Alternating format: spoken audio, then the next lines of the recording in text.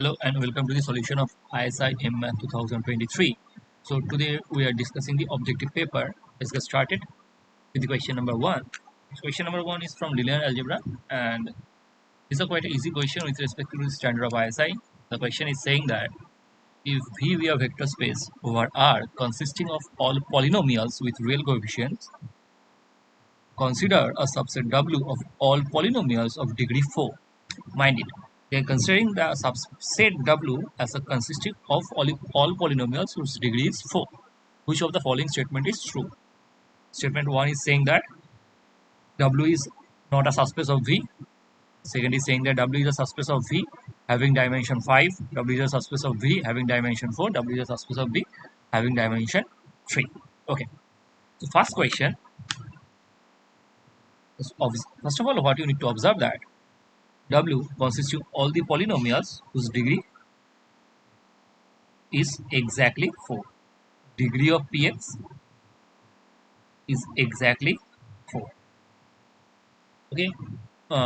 First of all, observe that if we are considering a polynomial x to the power 4 and another polynomial is minus x to the power 4 plus 1. If we add them, we are getting a polynomial 1 whose degree is not 4. So this W is not even close with respect to addition. So this is not a vector space, or rather a subspace of V. So option A is the correct option. So that's all about our question number 1. Let's move to the question number 2. Okay, so this is the next question. The next question is also from linear algebra. The question is saying that if A belongs to M3, it means A is a 3 cross 3 real matrix. Okay, A is a 3 cross 3 real matrix. Now, which of the following statement is not true in general? So we need to choose an option which is not correct. So first option is saying that if A is diagonalizable, then A square is diagonalizable. Okay. First of all, let us discuss with this option. The option is saying that A is diagonalizable. Let A is diagonalizable.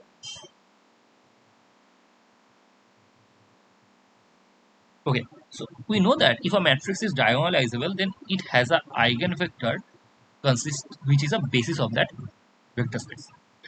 In other words, I can say that A has 3 linearly independent eigenvectors. So that is, A has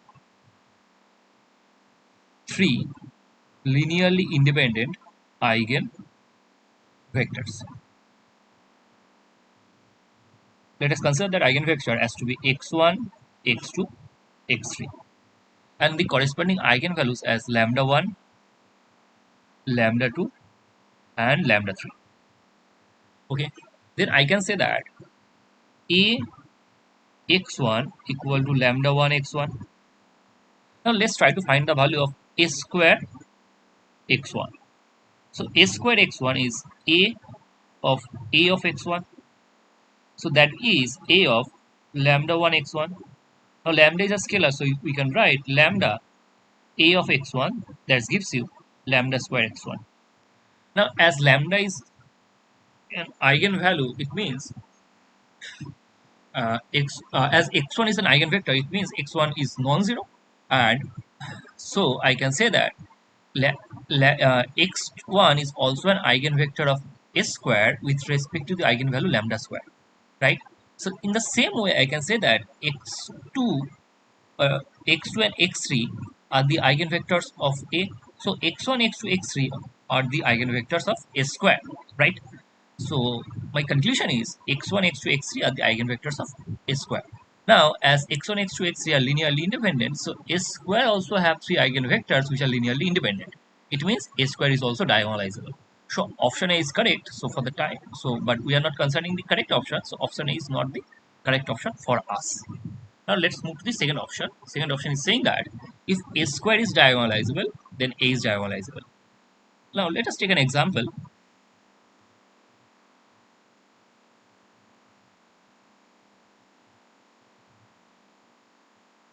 We are starting with a strictly triangular matrix A. A equal to, we are considering a matrix 0, 0, 1, 0, 0, 0, 0, 0, 0. Now, interesting part of this matrix is A is strictly triangular matrix, and we know that any strictly triangular matrix is always nilpotent. So A is a non-zero nilpotent matrix. So A is not diagonalizable. A is not diagonalizable. Diagonalizable. But if you are trying to find out the value of A square, then A square becomes the zero matrix.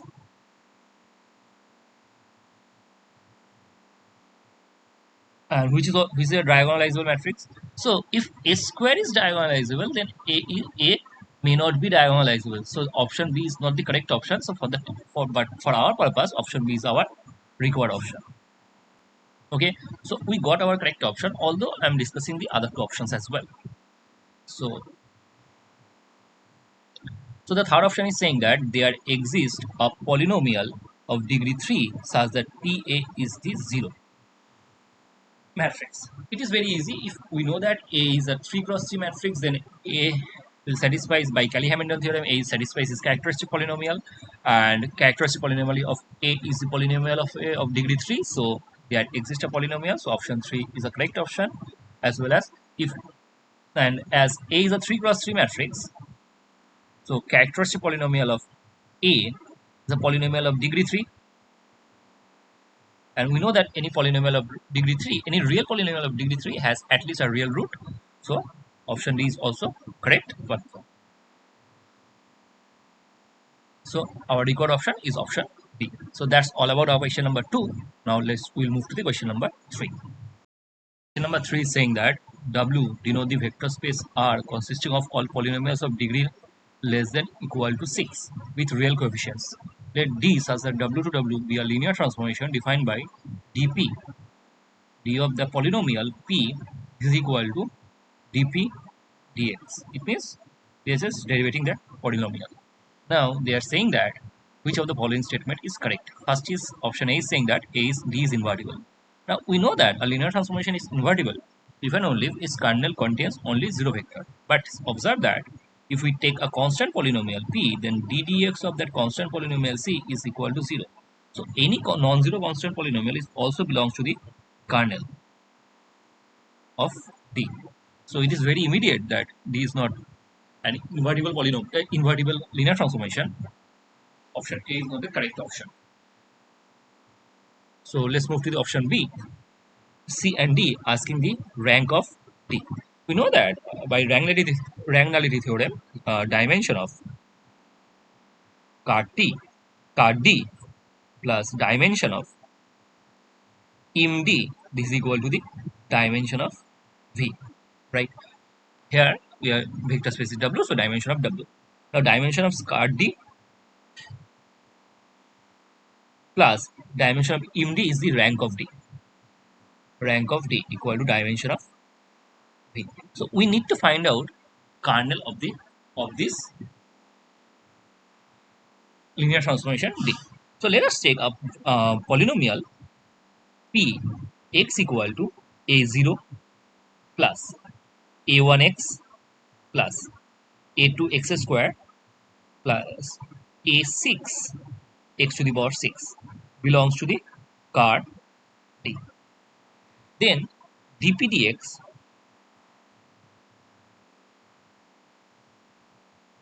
this is equal to 0 as this belongs to the kernel, because dp dx is equal to d of p, and so dp dx is a1 plus 2a2x in such a way 6a6 x to the power 5 equal to 0. If we are comparing the like terms of x, I can say that ai equal to 0 for all I equal to 1 to up to 6. Therefore, this px becomes, I'm just writing over there, therefore this px becomes a0, the constant polynomial. So kernel of D contains all such a0 such that a0 belongs to R. And it is very immediate that dimension of card D equal to 1. And here W is the collection of all polynomials whose degree is 6. We know that a polynomial collection of all polynomials whose degree 6 is dimension is 7. So dimension of 1 plus rank of D equal to 7. That gives you the rank of D, which is equal to 6. So option B is our correct option.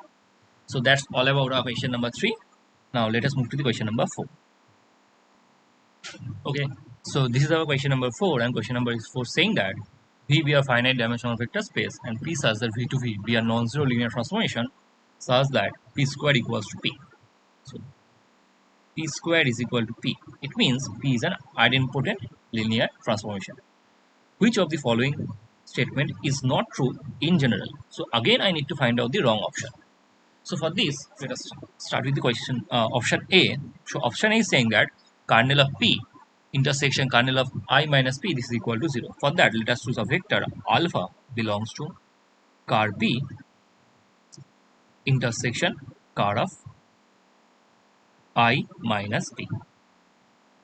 So as alpha belongs to car P, I can say that P of alpha, this is equal to 0, and alpha belongs to I minus P, I can say that I minus P of alpha, this is again 0. So this is equal to I of alpha minus P of alpha, this is equal to 0. But P of the value of P alpha is already 0, I know that. And I of alpha gives you the alpha as I is the identity linear transformation, minus equal to 0. So that becomes alpha equal to 0. So if I choose a point belongs to car P intersection car of I minus P, that vector becomes a 0 vector. So therefore, kernel of P intersection kernel of I minus P, that is equal to the 0 vector. So option is our correct option is a correct option. So that is not our required option. So now option B is saying that I minus P whole square equal to I minus P. So let us start with the option B. Just erasing this part.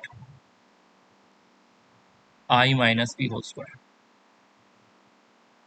that is equal to I minus P in composition I minus P.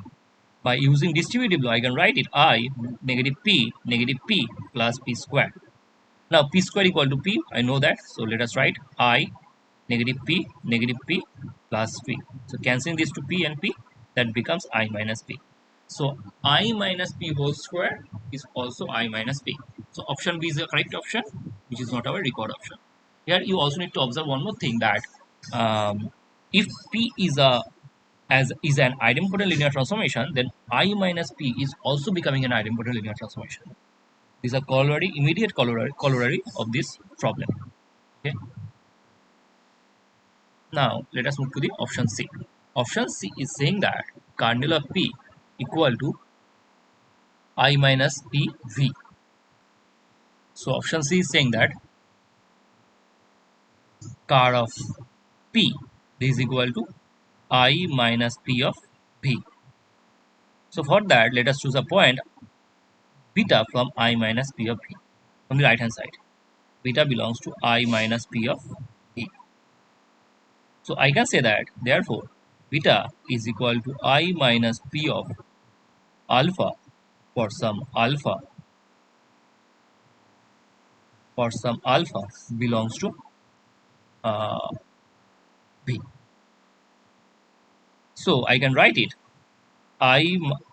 alpha minus P alpha. So that is equal to alpha minus P alpha. Right. Now what I need to prove, I will try to prove that this beta belongs to car P. So for that I am starting with P of beta. So P of beta is equal to P of alpha minus P alpha. Now as P is a linear transformation, I can write P alpha minus P of P alpha. So that is equal to P alpha minus P square alpha. But P square is equal to P, so I can cancel them, and because P alpha becomes 0, therefore beta belongs to car P. Observe that I choose that beta from I minus P of V, that implies beta belongs to car P. So still now I can say that I minus P of V, this is a subset of car P. Now for the two. Let's try to prove the converse part. So for that, let us choose a point beta belongs to card P. Beta belongs to card P. So I can write P of beta is equal to 0. Now let's try to write beta as the image set. Uh, Now beta I can write this is equal to I of beta, right? As I is identity mapping. So I can write I of beta minus 0. So I can write I of beta minus P beta. So that is equal to I minus P of beta. And hence this beta belongs to I minus P of V. So now this two implies I minus P of V. This is equal to part of P. So option C is also the correct option. So this is not our required option. So option D is not the correct option, which is our required option. So that's all about our question number 4. Now I'll just move forward to the question number 5.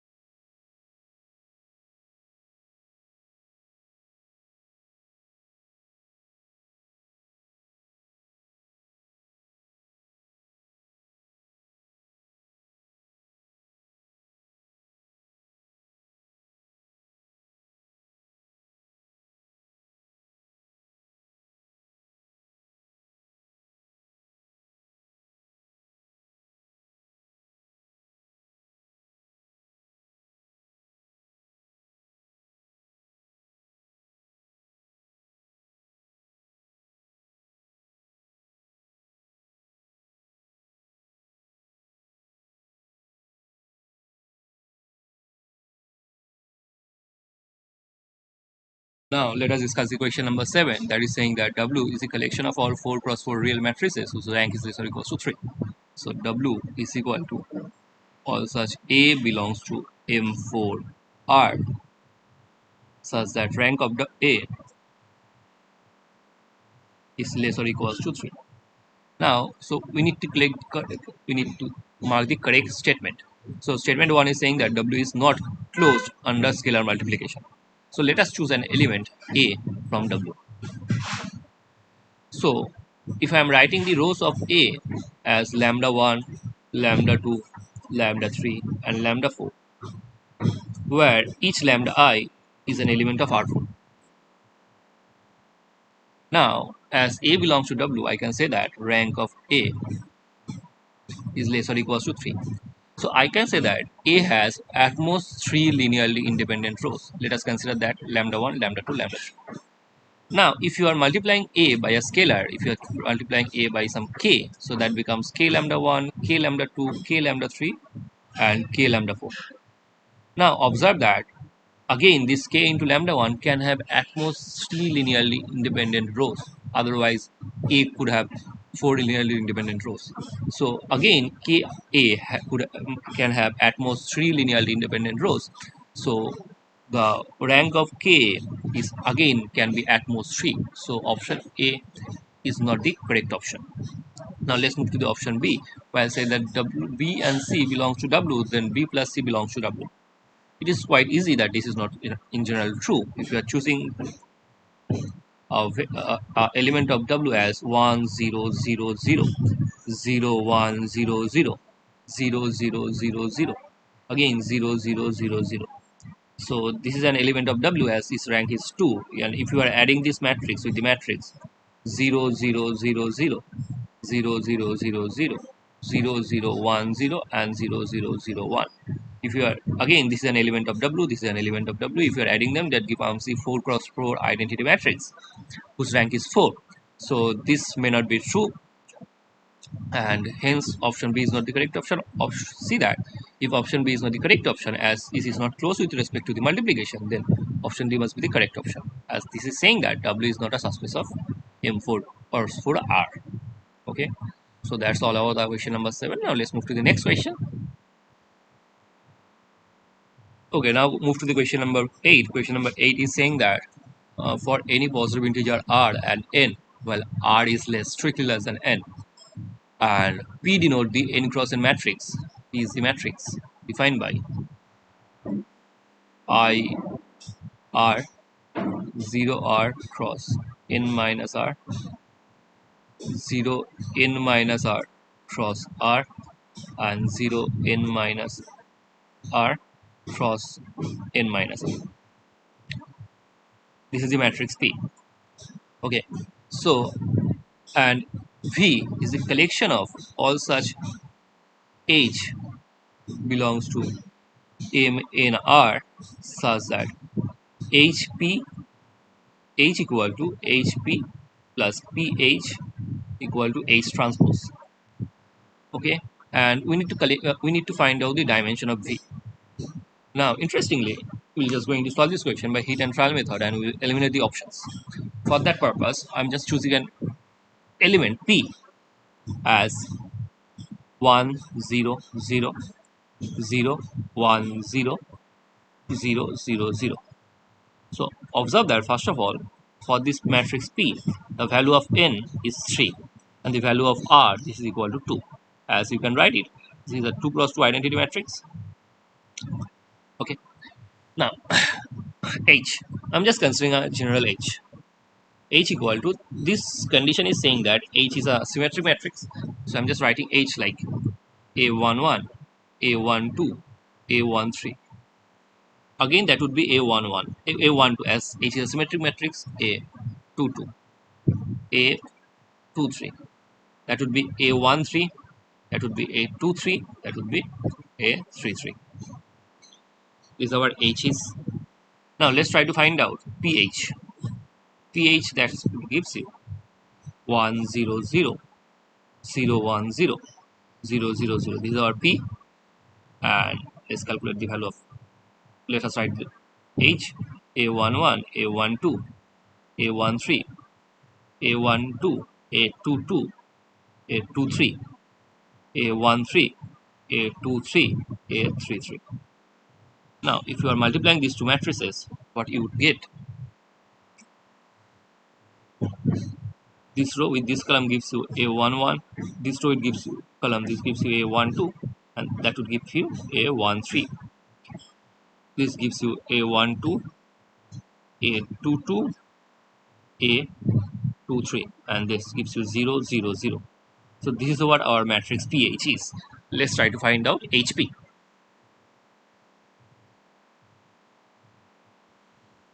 A11, A12, A13, A12, A22, A23, A13, A23, A33. This matrix with the matrix P100, 0, 0, 0, 0, 0, 0.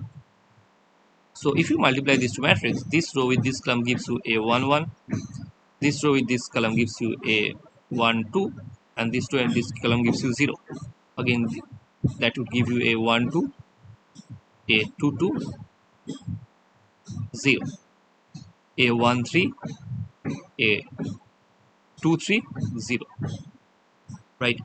Now, if you are adding these two matrices, you would get HP plus PH is equal to 2 times of A11, 2 times of A12, A13, 2 times of A12, 2 times of A22, A23, and A13, A23, 0. If you equate this matrix with the given matrix A, H, so I can easily say that the value of A11 must be 0, A12 definitely 0, A22 that is again 0. So now let us erase this, and instead of that let us write 0. This is a 0, this becomes 0, this becomes 0, this becomes 0. And observe that. And one more interesting thing you need to observe that the value of A1, A33 becomes again 0. So let's erase it, and in place of that, let us write 0. Now observe that to write down this matrix H, I just need two different scalar. One is A13, another one is A23. So I can write down, for this case, if you are choosing P is equal to this matrix, for this case, this dimension of V becomes 2, as we need two different scalar to write down this matrix. Now let's try to address the dimension. Okay, so to address this dimension, let us eliminate the other options. So first let us discuss about the option A. For the option A, what they are saying, dimension of B is r square. So for this purpose, r is equal to 2, and so r square equal to becomes 4. So here we got the dimension 2, so this is not the correct option. Now let's move to the next one. For the next one, that becomes n minus r is whole square, that becomes 3 minus 3 minus 2 whole square, that becomes 1. So not again correct option. Option D, 2 into r into n minus r. So that gives you 2 into 3 minus 2. So that gives you 4 into 1, that gives you 4. So this is not the correct option. So the only remaining answer is the correct answer. So that is our option C. So for this purpose, or for this question, option C is a correct option. So that's all about our question number 8. Now let us address the next question. Okay, so this is our question number 9 is saying, this is from the group theory, and this question is saying that phi such that G to H be a group homomorphism between two finite groups. So order of G is finite, while order of H is again finite. Now, which of the following statement is not true in general? So now again I need to find out the wrong option. So now I can easily address the wrong option. Option D is the wrong option. Why? The image of a normal subgroup where phi is a normal subgroup. We know that this condition hold while phi is an onto mapping. So this is our correct option. Now if we are going to discuss the other options, image of any subgroup of G under phi is a subgroup of H that holds immediately, because if you are choosing two elements, a comma b belongs to phi of G, that is of the form a equal to phi of x and b equal to phi of y. Why? What they are asking? They are asking phi of G is a subgroup of H that is of the form phi of A, such that A belongs to G. Now, so A B inverse, that is phi of x into phi of y whole inverse, that would be phi of x into phi of y inverse, that becomes phi of xy inverse. So xy inverse belongs to C, so this becomes phi of G. So this is a correct option. Again, phi of G is divides the order of G. If you are if you are considering the order of G as to be n, so order of G as to be n, so phi of G is whole to the power n would be phi of G to the power n. So that becomes phi of E is again E. So phi of G to the power n equal to E. Define order of G, phi of G divides n. So this is again correct option. Phi of G is a subgroup of H. I just proved it. So option D is the correct option. Now let's move to the question number 10. Question number 10 is saying that this is again from the group theory, and the question is saying that G equal to Z6 cross Z15 cross Z20, and you need to find out the order of the element 1, 2, 3. Now order of the element in the direct product group, I know that that is the LCM of order of 1, order of 2, and order of 3. Now order of 1 in the first group Z6 is 6, order of 2 in the second group Z15 is 15, order of 20 is the group, order of 3 in the group Z20 is 20. So LCM of 6, 15 and 20, that gives you 120. So the correct option is 120. So that's all about our question number 10. Now let us move to the next question. Okay, now let us move to the next question number 11, that is saying that Z square root of negative 2022. I can write it Zi square root of 2022. Okay, so this question is from ring theory, and they are saying that this is equal to all such a plus ib square root of 2022, such that a comma b belongs to Z. Now what we need to find? We need to find out the number of elements in the ring have multiplicative inverse. So let us choose an element a plus I b 2022 from the ring Z I 2022, sorry, square root of 2022, that have an multiplicative inverse. It means there exists an element C plus ID square root of 2022 belongs to the group ring Z I square root of 2022, such that a plus I b square root of 2022 multiplied by C plus I d square root of 2022 equal to 1. Now, if these two product is equal to 1, now the very next line, when what I am doing, I am taking the conjugate of these two elements.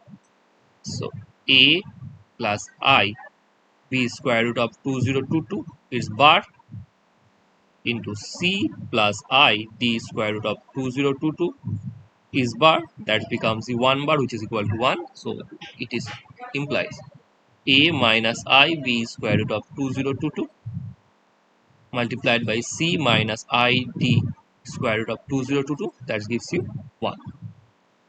So this is our equation number 1, this is our equation number 2. Now let's just multiply 1 and 2. So that gives you a plus ib square root of 2022 multiplied by C plus id square root of 2022 into a minus ib square root of 2022 C minus id square root of 2022. This is equal to 1.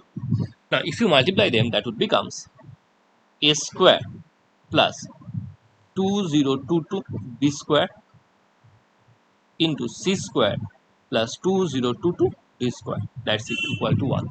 Now observe that this a, b and 2022 all are integers, so this is an integer and this is an integer.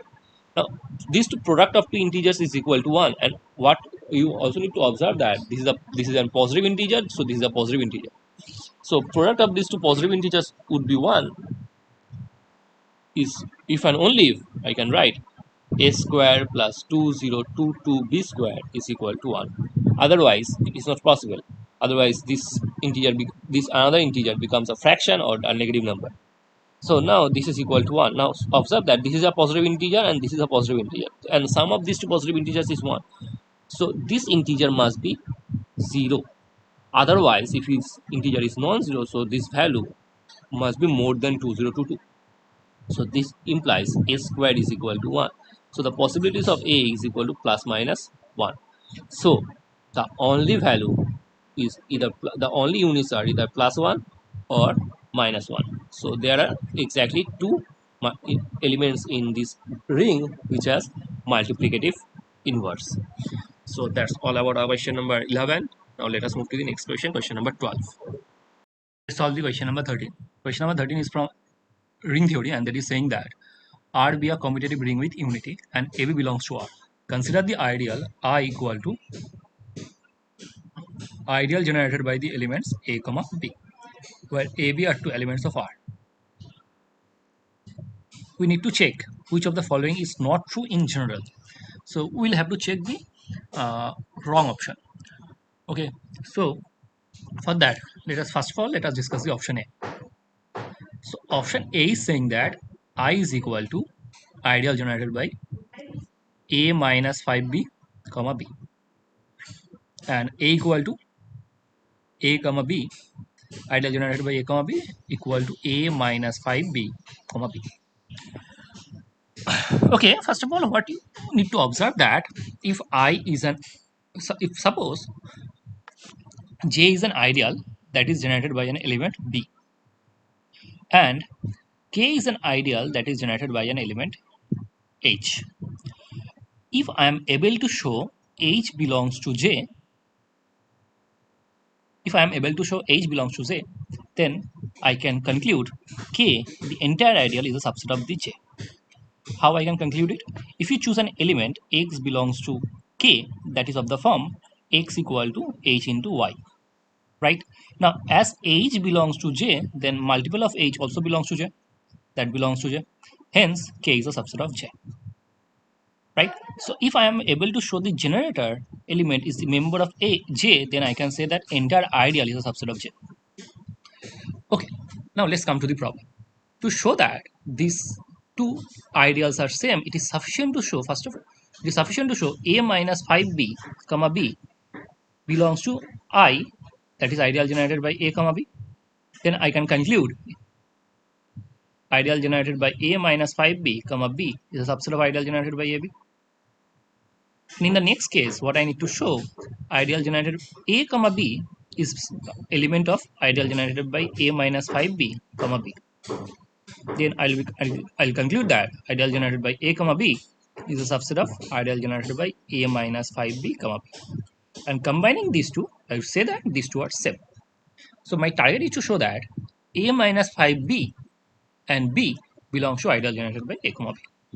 Now observe that B definitely belongs to ideal generated by A, B, as B is belongs to that set, and A minus 5B is also belongs to ideal generated by A, B, because ideal generated by A, B is of the form this, and if I choose A equal to X and Y equal to negative 5, I would have it. Then my conclusion is ideal generated by A minus 5B, B is a subset of ideal generated by A, B. Now let's come to the converse part. Now to show the converse part, I need to show A and B is a member of this ideal. Now clearly B is definitely a member of this ideal, and A can be written as A minus 5B 1 plus 5 into B, that belongs to the element ideal A minus 5B, B. So both A and B is also belongs to this ideal. So in the next, I am concluding Ideal generated by a comma b is a subset of ideal generated by a minus 5b comma b. Hence these two are same. So option A is the correct option. So this is not our required option. Now I am moving to the option C. Okay.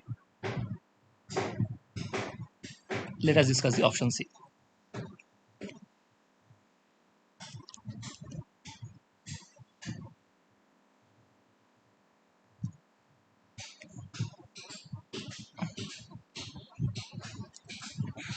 Now option C is saying that I need to show I square is a subset of I.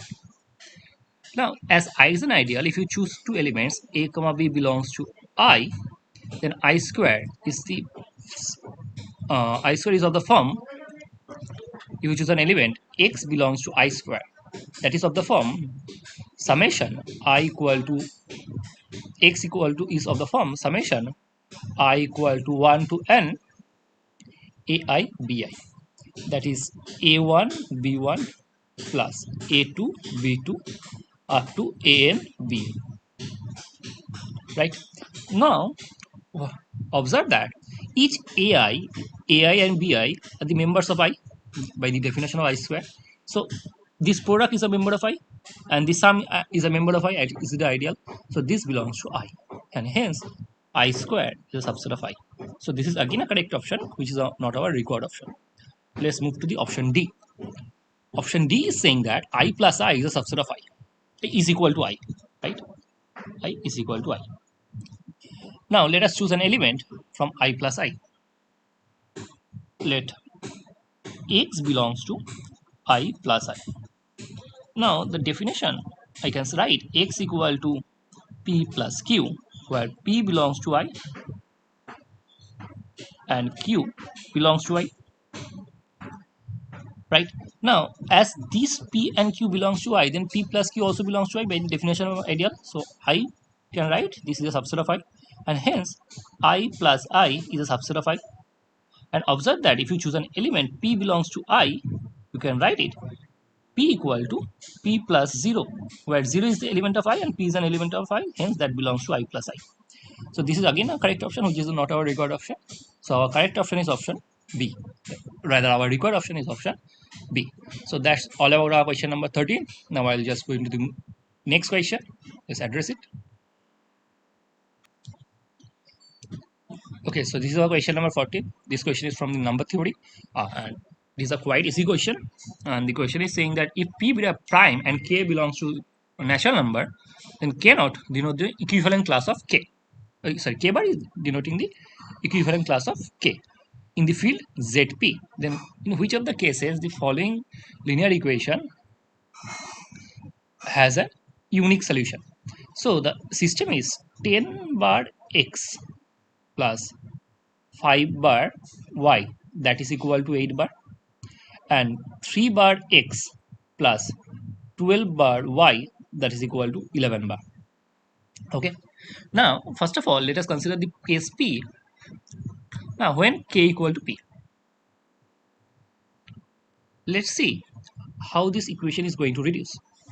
And so for the case P, I can write this 10 bar is equal to 1 bar, as if you are dividing 10 by 3, you would get the remainder 1. So that is 1 bar x, and 5 bar becomes 2 bar y equal to 8 bar becomes 2 bar. And while the second equation converted to 3 bar converted to 0 bar x plus 0 bar y equal to 2 bar. Now observe that this is not possible. So for the case P, the system do not have any solution. Now let's move to the case Q, is option B. For the option B, let's see the equation, how it reduces. For the P, the first equation, 10 bar becomes 0 bar x and 5 bar becomes 0 bar y, that becomes 3 bar, which is again not possible. So this is again not our required option. Now let's move to the case C. For the P equal to 7, this equation 10 bar converts to 3 bar x and 5 bar converts to 2 bar y, 5 bar converts to sorry uh, 5 bar will remain as it is, 5 bar y, and 8 bar converts to 1 bar. 8 bar converts to 1 bar, while the second equation 3 bar will remain as it is, and 12 bar changes to 5 bar, y is equal to 11 bar changes to 4 bar. Now observe that both of these two, in two cases, these two equations are same while the right hand side is not equal. So this is again not our required case. So our correct option is option D, p equal to 11. So for p equal to 11, this system has an unique solution. Now let us move forward to the next question. Okay, now let us solve the question number 16. So the question number 16 is saying that which of the following statement is necessarily true for a group of order 30. So G be a group of order 30. Now option A says that G is abelian, but G is not, may not be cyclic. Okay, so we'll address this option later. Now let's move to the option B. G is cyclic. If you consider G as to be Z2 cross Z3 cross Z5, this is a group of order 30 which is also abelian, but this is not a cyclic group. So this is not our required option.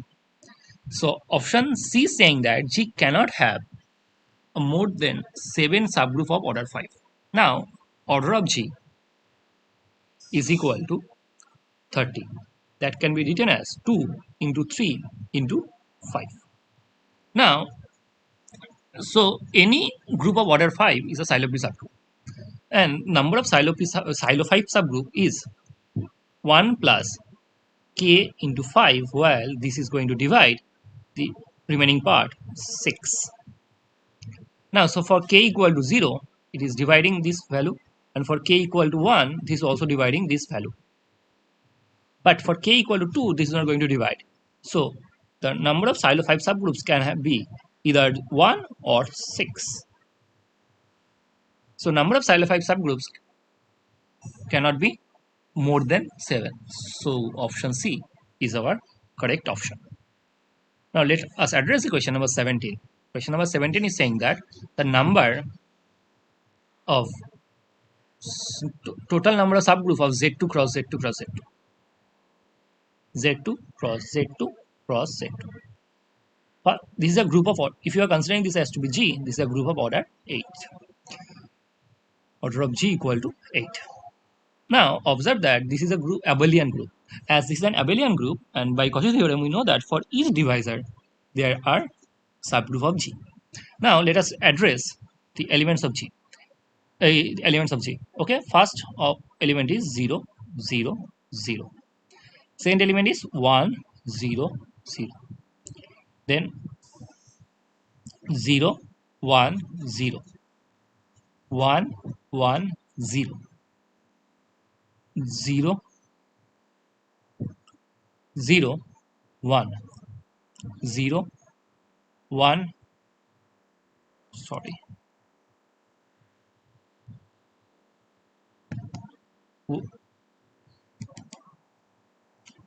1, 0, 1.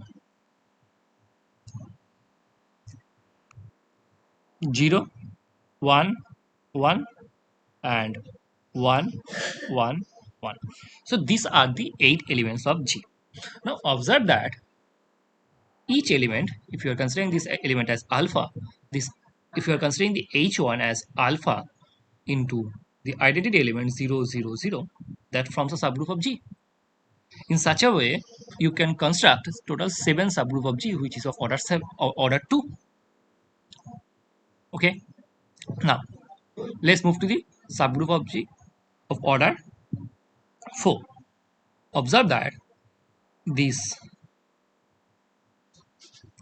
4 elements forms a subgroup of G of order 4.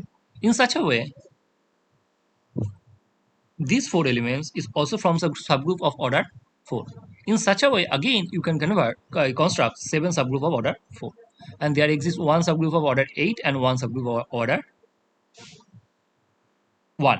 So total 16 subgroup of this group G.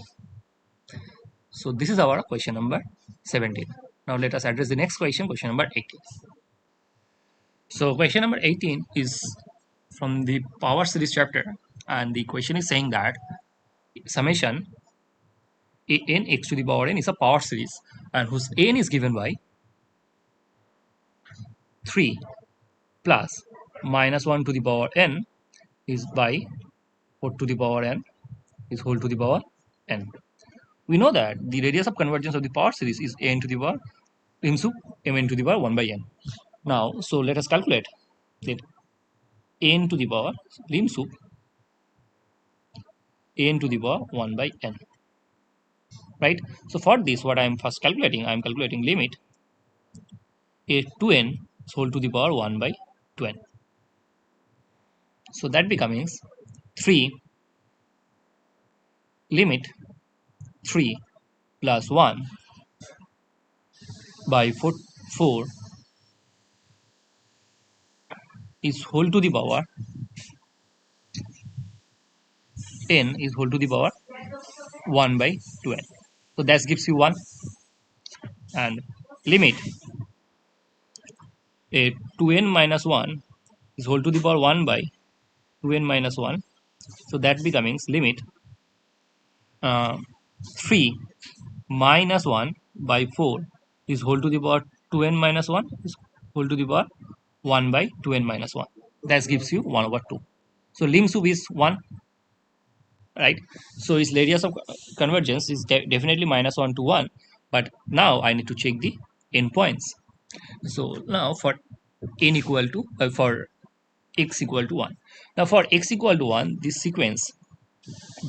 becomes a sequence of real number which is equal to summation n, which is n equal to summation n equal to 3 plus minus 1 to the power n by 4 is whole to the power n. First of all, what we need to observe that this is a sequence of positive real number.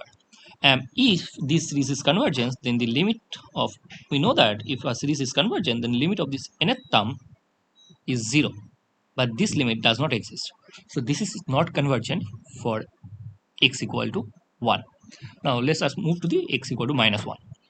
Now observe that for x equal to minus 1, this series becoming summation n equal to 1 to infinity minus 1 to the power n an, right? So that is becoming summation n equal to 1 to infinity minus 1 to the power n into 3 plus minus 1 to the power minus 1 to the power n is whole to the power n by 4. Okay, so this is becoming summation n equal to 1 to infinity whole to the power n minus 3 minus of minus 1 to the power n by 4.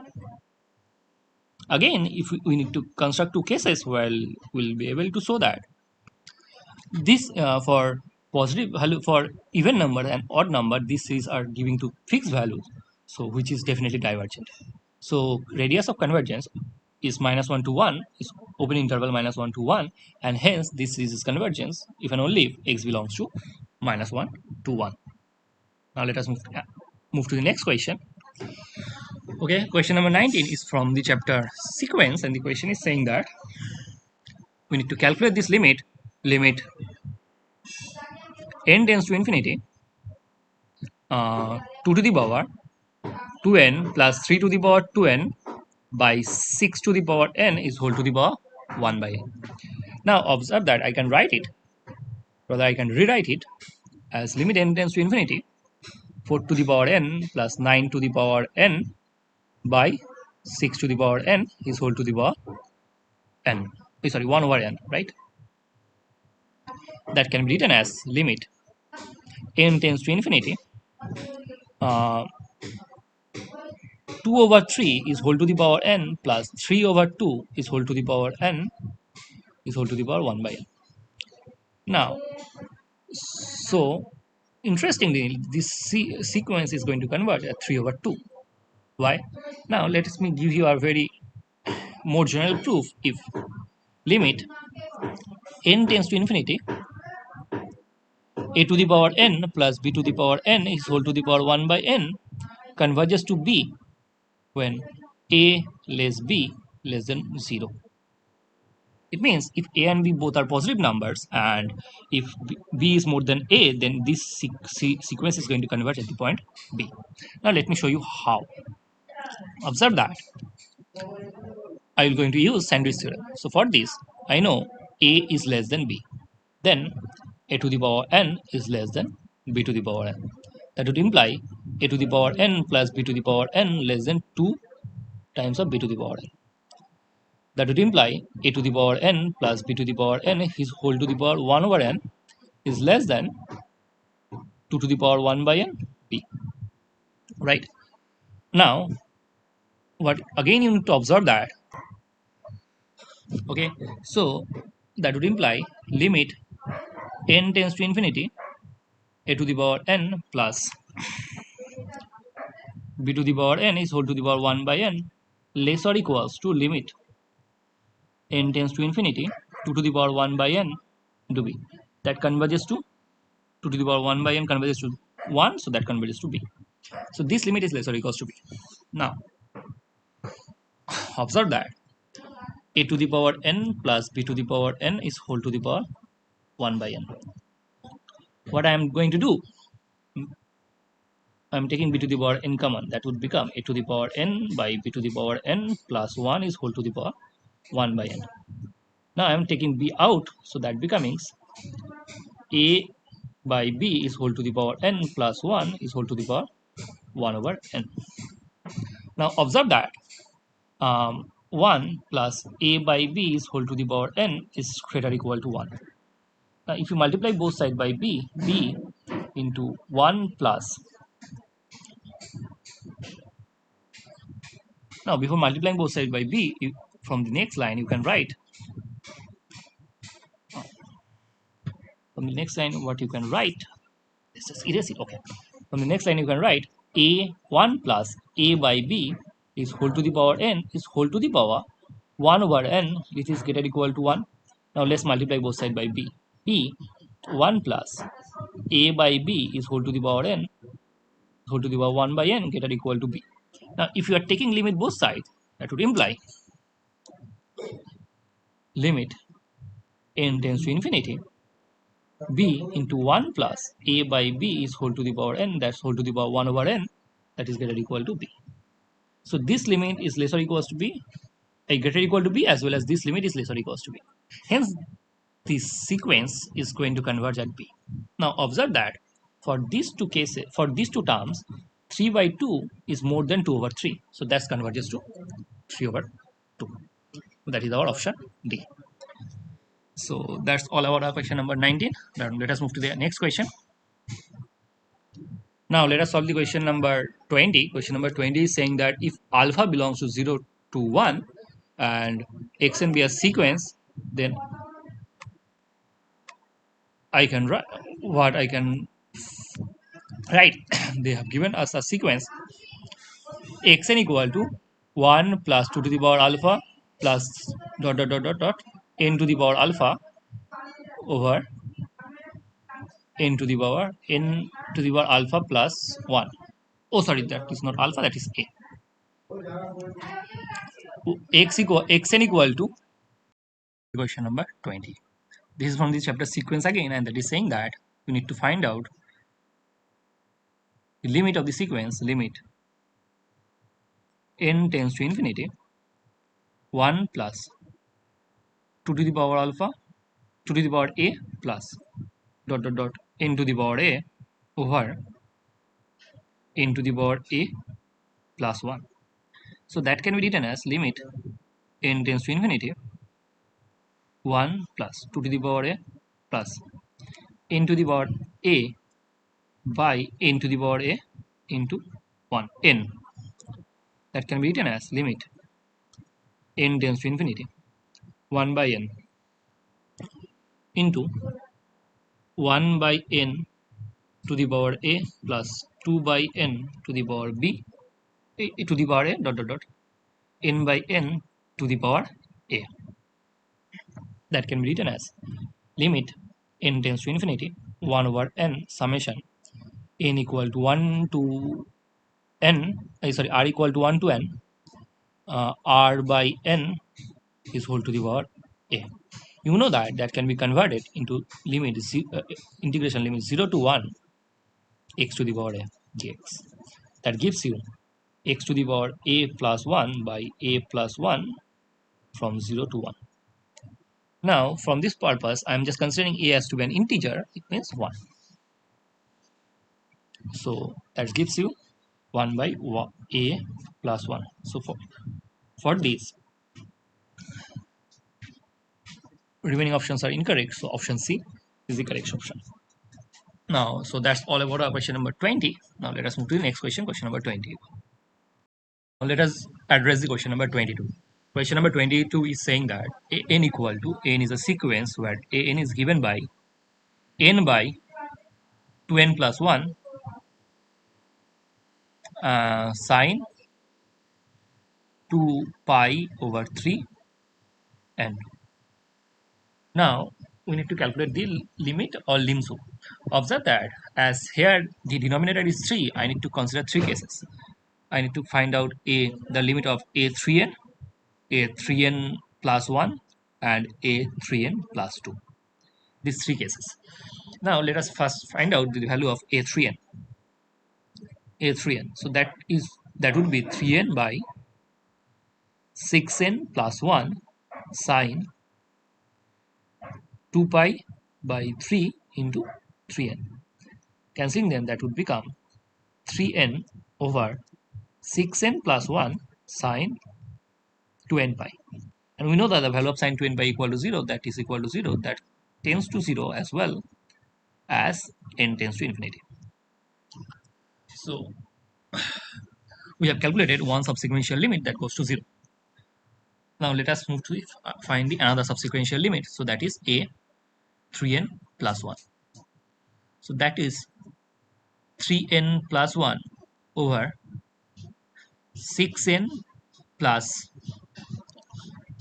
2 plus 1 sine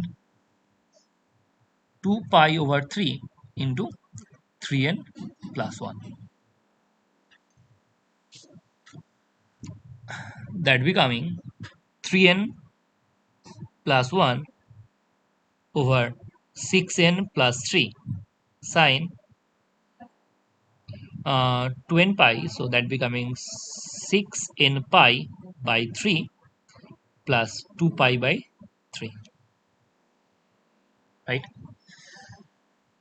That becoming 6n, that becoming 3n plus 1 over 6n plus 3 sine, cancelling them, that gives you 2n pi plus 2 pi by 3. Now we know that sine is a periodic function of period 2k pi, so I can write it 3n plus 1 by 6n plus 3 sine 2 pi by 3. So that can be written as 3n plus 1 over 6n plus 3 sine pi minus pi by 3. Right? So that gives you 3n plus 1 by 6n plus 3 sine pi over 3. So that gives you, if we are dividing both by, so that's 3 plus 1 over n by 6 plus 1 over n, and the value of sine pi over 3, the value of sine pi over 3 is root 3 over 2. So that tends to 3 root 3 over 6 root 2. So 3 over 4, root 3 over 4. So I got the subsequential limit as root 3 over 4. Now let us try to address the third subsequential limit, a3n plus 2. For a3n plus 2, that becomes 3n plus 2 by 2 into 3n plus 2 sine 2 pi over 3 into place of 3n plus 2, right? So that becoming 3n plus 2 by 6n plus 4 sine 2 pi n plus 4 pi over 3, right? Sine 4 pi over 3. Okay, so that becoming 3n plus 2 over 6n plus 4. Sine is a periodic function of period phi. I can write sine 4 pi over 3 can be written as pi plus pi by 3. Now observe that pi plus pi by 3 is a negative number, so this limit is a negative limit, so that cannot be a lim sub as we have two positive limits. So your lim sub is 3 over 4, root 3 over 4. So for the question number 22, I got the lim sub, that is root 3 over 4. Now let us move to the next question. Okay, now let us answer the question number 23. I think we can solve this question by the heat and trial method, as this is saying that f and g be two polynomials with the real coefficients of degree m and n respectively. So degree of fx is equal to m, and degree of gx is equal to n. So first of all, just say me the easiest polynomial that you can visualize for as of degree m. Simply x to the power m, and you can the easiest polynomial that you can visualize of degree n is x to the power n, and both of them are non-zero on this interval. Now integral 1 to infinity mod of fx, that is x to the power m by x to the power n dx. That would be improper integral 1 to infinity 1 by x to the power n minus m dx. We know that this integral is convergent if and only if n minus m is greater or equal to 1, right? If and only if n minus m is strictly greater than 1, sorry, greater equal to strictly greater equal to 1, right? Now there is a single case that is representing strictly greater equal to 1, that is the case 1. Okay, now so this is our question number 23. Now let us ask the next question. Now let's solve the question number 27. So question number 27 is saying that let us consider the Sn is the Sn be the sequence of partial sum of this series. So that is x square by 1 plus x square plus x square by 1 plus x square is whole square, in such a way x square by 1 plus x square is whole to the power n. Now let us take common x square by 1 plus x square, that becomes 1 plus 1 by 1 plus x square plus 1 by 1 plus x square is whole square up to 1 by 1 plus x square is whole to the power n minus 1. Now as this value 1 plus x square is greater than 1, so 1 by 1 plus x square is less than 1, so this is less than 1, and hence this series is going to converge at x square by 1 plus x square into 1 by 1 minus 1 by 1 plus x square. What I am doing, I am using 1 plus alpha square. This series converges to 1 by 1 minus alpha when alpha mod alpha is less than 1. Okay, so this is the pointwise limit of this series of function. So this is the pointwise limit of the sequence of partial sum. Now observe that this sequence is a monotonically increasing sequence of continuous function that converges to this function pointwise.